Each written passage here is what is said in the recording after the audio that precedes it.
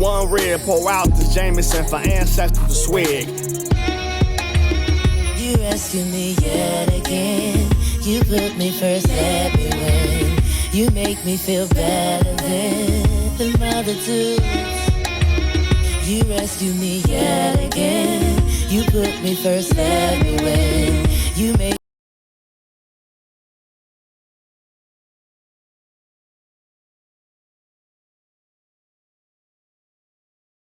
Thank you for tuning to the Black Fathers Initiative of Cleveland. Really appreciate the love. Make sure you guys click the link in the bio. Like, subscribe. You know what to do. So you know what we do here. Black, all black everything. Black love, black relationships, black solutions, black community, black wealth. Just focusing on being black and loving being black. So today we have a interview from Jason Wilson. He was on the Breakfast Club this morning. Said a lot of great things about our young men and a lot of the things that he's doing in his community to help young men as well as in other places. So and it was a great interview. So I definitely wanted to throw in some reactions to some of the things he said, because he definitely hit a lot of points that I speak about when it comes to fathers in the household as well as fatherlessness. So let's get it going. And once again, appreciate the love. Make sure you guys subscribe. I appreciate all the subscribers. I appreciate all the comments. Keep dropping comments. If you have something that you want me to talk about, if you have a topic that you want me to get some information on and react to, definitely drop a comment. Let me know, and I'll do it. You know what I mean? I'll do it. Just let me know what it is, and I'll do it. No, but check him out. For people that don't know what that is, The they're cave just of tuned in. Adullam.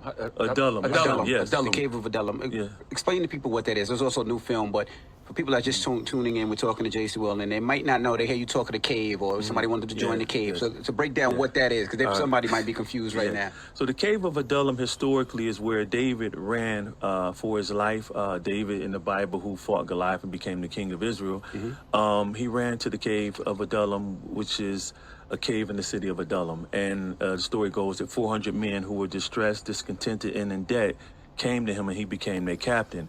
And what's beautiful about that history is that the way these men came into that cave, they didn't leave that way. When they left, they were called mighty men of valor. So the Cave of Adullam presently is a transformational training academy in Detroit. Our mission is to teach, train, and transform uninitiated boys into comprehensive men of the Most High, men who are physically conscious, mentally astute, and spiritually strong enough to navigate through the pressures of this world without succumbing to their negative emotions. And it got turned into a film because, I mean, the first time I heard of you it was a video that was going viral, and you was teaching the brother to express himself. Yes. You know what I mean, through martial arts, and he was crying, but you was coaching him through it. I was like, man, that's so powerful. And then is that how Lawrence Fishburne connected with you? And so what's even interesting about the video, brother, because that happens a lot in our academy. So when it went viral, we had no idea what was going on. We had to shut our offices down for 2 days because men were calling all over the world and crying to our women's staff. Like, I wish he was my coach, you know. I needed that growing up. You know, the reason I'm this way now, I hold on to so much anger because I never was allowed to express those emotions. And so that struck a chord that I had no idea that needed to be discussed. And so when that video went viral, I got contacted by 3 Hollywood producers, one of which was a gentleman named Roy Bank, who said, hey, man, I think this story needs to be told. Fast forward, he met with Lawrence Fishburne one day. So when Lawrence saw it, he was just blown away because of his desire for having a rite of passage for our community. And the rest was history. He and I became close like brothers, and he's definitely an advocate of what we do, and he sees the importance of helping a boy. Every young boy needs a mark in time where they say you're no longer allowed to do childish things. That's right. And this is why we have so many grown men stuck in basements, because we haven't gave them a ceremony, say this village needs to now treat such and such like a man. He has put away childish things now, and he is now to be treated and given responsibility. And so that's what our goal is in the cave, is to create this comprehensive boy, heal the boy. And not just giving responsibility, okay, But given responsibilities, and if you don't do your responsibilities, you're going to have to suffer the consequences of your actions.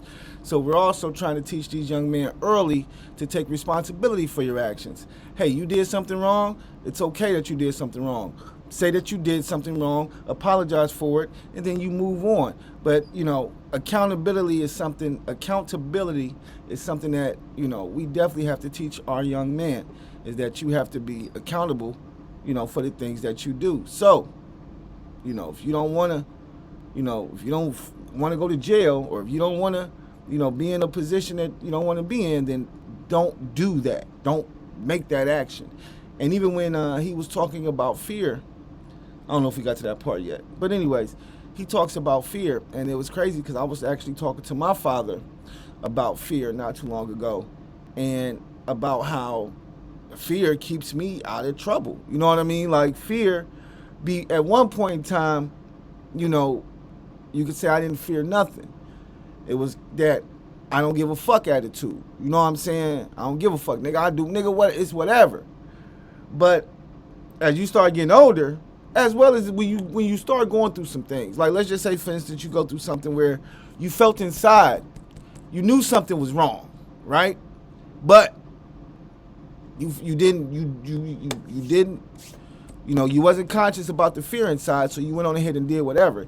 And I don't know what it may have been.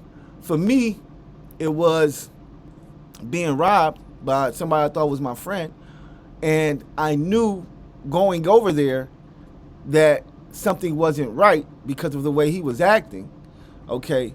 But instead of me, acknowledging my fear and saying, you know what, nah, because something ain't right, I said, oh shit, he ain't gonna do nothing to me. You know what I'm saying? I ain't scared of this nigga. This nigga better not try nothing. And sure enough, he tried something. So that was really one of my times where I really started to recognize that, okay, you know what? And for me, it wasn't a voice. Like, people like, it's a voice. It's not a voice for me, it's a feeling. Like, I could feel something in my gut or inside that's telling me no. And now I go by that gut more than ever. You know what I'm saying? That's usually the first thing I go by. If I'm somewhere, or I'm doing something, or I'm trying to do something, and I start feeling some type of way inside about it, whether it be fear, whatever, I'm done. I'm gonna be like, you know what? I'm just gonna leave it alone, keep it moving. I'm not going there, or I'm not doing that. So fear has been, fear is a definite feeling of, hey, and when I say fear, it's not like I'm scared to do it, but it's just something inside me that fears that if I do this, or if I go on with this, there's a possibility that something may happen that's out of my control. That's usually what my fear is. And a lot of times that thing that happens that's out of your control will get you put in jail for a long time. So that's what I always try to avoid. So we can stop intergenerational trauma and start intergenerational healing. 1 Corinthians 13:11 too. Yes, sir. And what's beautiful is that the fathers, I say, in every grown man there's a broken boy inside. And Frederick Douglass says it's easier to raise children than it is to repair broken men. How that is very true. However, we should not leave men broken. Mm-hmm. And so I have a passion for mending men, using the mat to heal the father and son relationship. As men of our era, we grew up, we had to be tough. Don't cry, that's a sign of weakness. And many times when I have recruits doing something completely different, like one instance, we were just doing break falls. And one of the young men started crying. I'm like, what's wrong? And he kept looking at his dad. He looked back at me, and then he kept looking at his dad. And his dad is a boxer, ex-boxer. And I called his father on the mat. And I shared with him what's going on. And he says, man, I pushed him way too hard. I said, well, share that with him.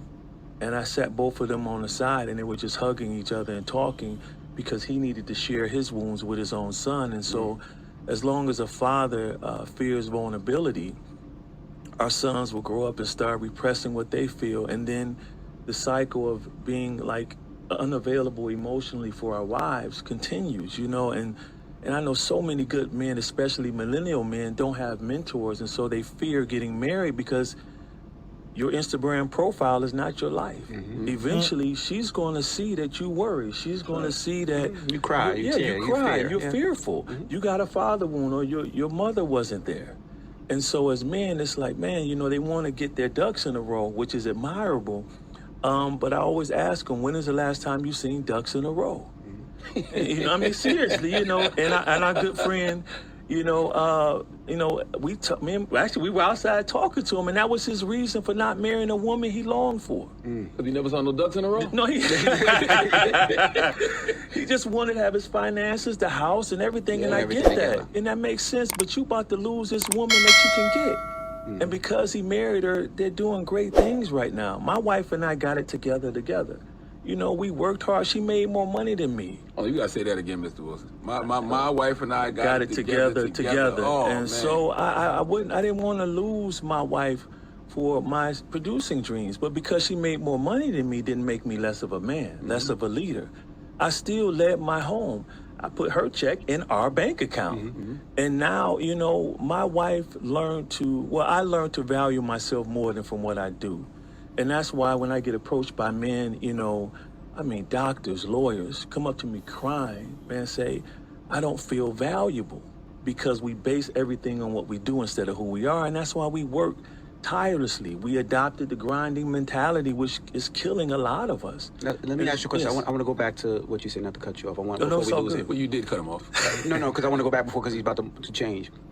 You were talking about the boxer gentleman, and he was talking about his son, and he said he was too hard on his son. Now, how do you tell the people that come to the cave about pushing their child? Because we look at so many instances where a father pushes their child, and then we see greats, whether it's Beyonce or it's Michael Jackson, and you see a lot of Serena these greats, but you also and, see Venus it because Williams. they push their child Shout to that out. limit. And you do understand that if that father didn't push that child, we wouldn't have that. So how do you blur that line, Well, depends on your definition of success. Is it money and a lack of peace? A lack of having true confidence that your parents really loved you? So I talk to a lot of successful people who families have pushed them, but yet they're struggling mentally right now because they didn't get the love. Right. You see what I'm saying? And so it's like, it's not even a fine line, and so sometimes that pushing is abuse, brother. And I love Will Smith when he talked about it in his book about how his father was always tough love, drill sergeant, I believe. And I tell fathers, there's a time for tough love. It's just not all the time. And that's the thing. Yes, I want to push my son academically or physically or whatever, doing his chores, whatever it is, being responsible, saving money. However, I don't want that to be the basis of our relationship, that your success, a lot of times as parents, we use our children's success or failures, or we believe that defines who we are. One father last night who was in tears sharing how his son won't open up to him anymore. And he's actually a counselor. And he says, well, what do you do? I said, well, sometimes it's just best to be present. You can't be perfect, brother. And I told him, lay down next to your son. My son's 15. Sometimes he doesn't want to talk. I'm not leaving the room. I literally lay down on his floor so he can feel my presence and my love. And I give him time because our kids need the space. But at the end of the day, man, I've seen, this drill sergeant mentality destroy boys. To that point, to Envy's point, in therapy, I learned that, a lot of times my father was parenting out of fear. Yo, I had to say, it was one thing he just said that was so dope was when he said that I'll go in my son's room and lay on the floor just so he can feel my presence. You don't understand how powerful that is? Like that right there is very powerful, because once again, you as a man, you're letting your son know, okay, you got an attitude, or you don't want to talk right now. That's cool, man. I'm just gonna chill here, for a hot second, man. I just need to sit back, relax, man. But hey, man, I'm here. I'll be here on the floor for the next 20, 30 minutes, man. You want to say anything, I'm here. And I'm not gonna lie to you. I feel like that in itself will make your son talk to you, like literally.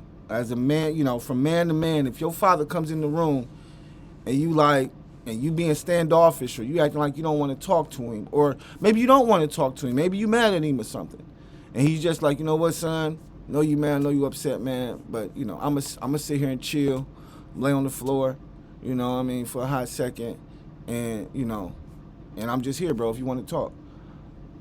Because he was afraid that I would make the same mistakes that he did, which I did, you know, and he was a broken man who was doing a lot of projecting on me as well, and that is that's dangerous, you know. It's very dangerous, and I you know, in all transparency, man, I messed up in a major way raising my daughter that way, you know, disciplined dad, yelling because her room was dirty, instead of talking to her like, why is it dirty? That's right. What are you dealing with? Why can't these things be placed in the order? And my daughter had a lot of stuff going on, and it hurts me today that I missed that because of the way I was parented. My father was parented out of anger. You know, he loved me, but he would cuss me out, brother, if I click a switch the wrong way, you know? And so the key for me, and I tell all the parents, is to parent out of love, you know? And I think a lot of our parents were like that. That's how my father was. But my father didn't have a father. So my father's father wasn't there. So he had no blueprint of how to be a father. All he knew was, I got a boy and he has to be raised into a man. And, you know, I feel like our parents definitely, I don't know if it was parented out of fear, but I definitely feel like they were a lot more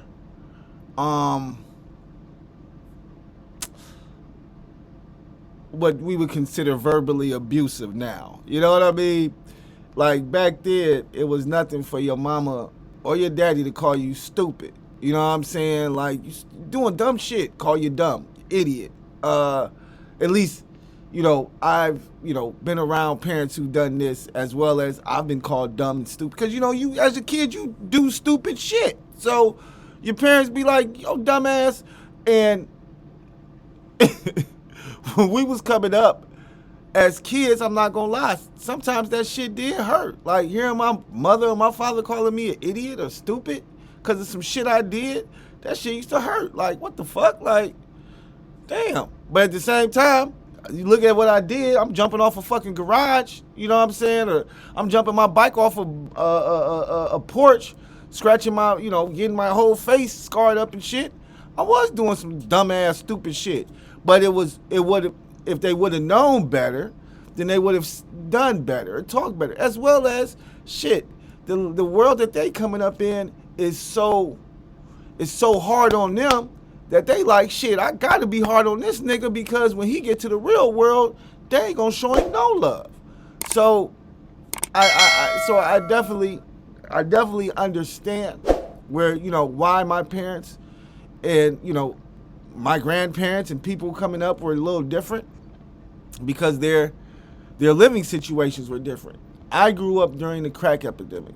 It was crazy in these streets, okay? And my parents worked like they were working dumb hard and dumb hours just so they could move up out the hood and get away from all the crack and the crackheads and stuff like that. So that's what they was on. Me, myself, I don't have to worry about crack like they did. Like, it's still out here and stuff, but there's not crackheads roaming up and down the street. Like, it's pretty much, if you selling dope or something, you're probably selling it off your cell phone now. You know what I'm saying? Nobody's standing on the block anymore like that. You know what I mean? Crackheads, even crackheads, most crackheads are functional crackheads. Some have jobs. Now, of course, you have homeless crackheads, but most of the crackheads that I used to deal with back in the day, they were functional crackheads, meaning they would get up and go to work every day. They would smoke crack like niggas smoke weed. You know what I mean? And I feel like it's still the same fucking way. That's why crack is still selling, is because motherfuckers is still smoking it. But it's just not as detrimental. It's just not as prevalent and as out front as it used to be in the black community. And that's because, you know, shit, them crime bills they put on niggas back in the day. Now they've reversed those bills, or they've, you know, got rid of those bills or whatever, but there was some heavy bills that came out, you know, during the crack epidemic. I remember one of them being, shit, at least in Ohio, I think it was you got a year for every rock. So if you had 10 rocks, nigga, you was looking at 10 years. Like, what kind of what the fuck? That doesn't even make any sense. Like, 10 rocks, depending on how many rocks it is, 10 rocks is only what? If they, I mean, it just depends on what kind of rocks it is. Because if it's $10 rocks, then it's only $100. If it's $20 rocks, then it's only $200. If it's $50 rocks, then it's only $500. But I'm just saying, it probably depends on the size of the rocks. At least it should have. But it probably didn't. It was like, nigga, you got this little itty bitty rock right here, nigga. That's a year. This other little bitty rock right here, that's 2 years. That's the type of shit they was doing to black people. So, you know, that's why a lot of our community was like, we gotta get the fuck out the hood, because this is they killing us. First they killing us, and then they taking us to jail, and they robbing us too, beating us up on the block. Vice used to just do whatever. Same thing, unfortunately, the Scorpion unit was doing when Tyree Nichols passed away. R.I.P. Tyree Nichols. So yeah, it ain't nothing new, but let's get back to the video. I got off subject for a second. I apologize. And more so, I remember, I never forget the time I was training my son in the basement with doing some martial arts. And Charlemagne, he says, Dad, how did you become a great dad when your father wasn't? I said, son, I simply gave you what I longed for. And so what typically happens with fathers, we're desiring to do the right thing, but we're parenting from past trauma. And he's right. And I think that's why my father was, you know, such a good father, is because he was being a father. He was being the father that he wished he had. So I think that's why, you know, my father was such a great father, as well as now I'm doing the things that I'm doing the same things he did with me, but the only thing I'm changing is the things that I didn't like that he did to me. You know what I'm saying? So now, instead of it being, because my father was tough on me, you know what I'm saying? Instead of me being so tough on my father, like, because I feel like at some point in time, my parents were so tough on me that it made me start to not like them, but start to feel like, you know, I got to get out of here. Like that's why the mentality for a lot of young black men be like, as soon as I turn 18, I'm out of here, because it's just so much on a young black man in the household that it's like, you know, you like, I gotta get out on my own, because I just can't deal with all this, you know, everything going on with my parents telling me to do this and telling me to do that and telling me I ain't doing this and I ain't doing that and you ain't this and you ain't gonna be that and you this, and because they want you to be successful, but when they see you do things that they feel aren't putting you on the right road to success, then they gonna have something to say. But it's just the way they said it to us back there that was just a little crazy. But now,